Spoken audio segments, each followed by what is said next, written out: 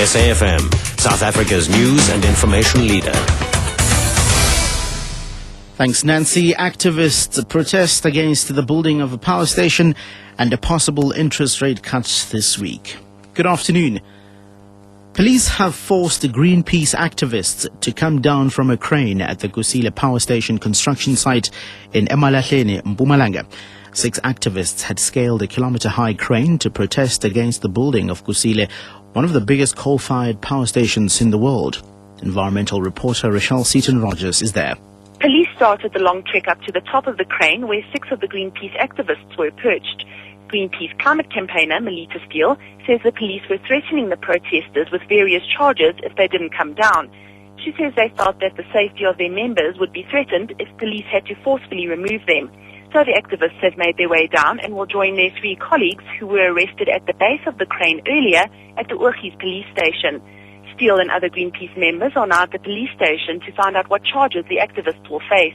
Rochelle Seaton-Rogers, SABC News, Emalahleni. The Russell Tribunal has found that Israel practices apartheid against Palestinians. This is part of its conclusions following a weekend of testimony in Cape Town. It's also found that Palestinians are denied their basic human rights and face severe discrimination. The tribunal has no legal powers but acts as a court of the people aimed at correcting alleged injustices against Palestinians. The SA Jewish Board of Deputies says its proceedings in Cape Town are an expensive and futile exercise. Brait economist Colin Garrow says there are a number of factors which could prompt the Reserve Bank's Monetary Policy Committee to consider an interest rate cut this week. He points out that there was one dissenting voice arguing in favor of a rate cut when the MPC met 2 months ago.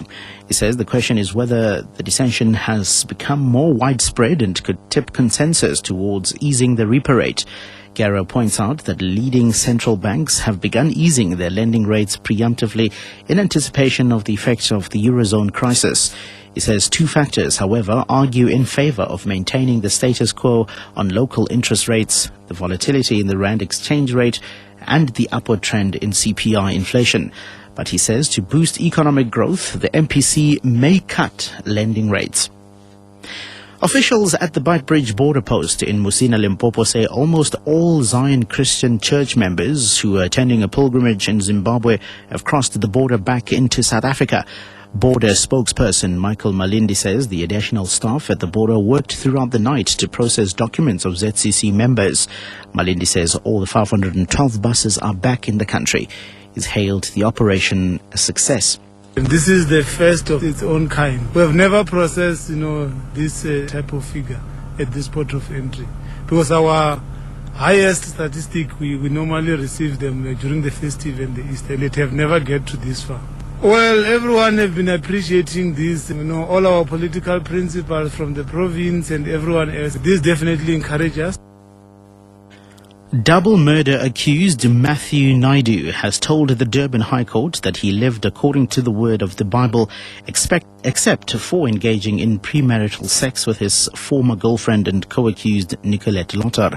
Naidu and the Lotter siblings, Nicolette and Hardis, have pleaded not guilty to the murder of Johannes and Maria Lotter, the siblings' parents.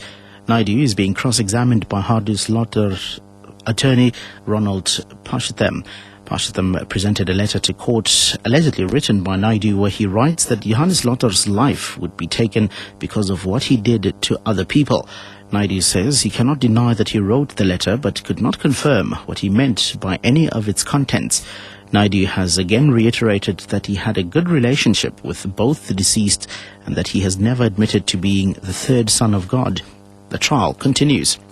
And finally, further afield, the Chinese artist and government critic Ai Weiwei says thousands of his supporters have donated money to help him pay a tax bill of $2.5 million he received a week ago. He said more than $500,000 had been sent to him through internet and bank transfers. The BBC's Michael Bristow reports. Nearly 20,000 people have donated.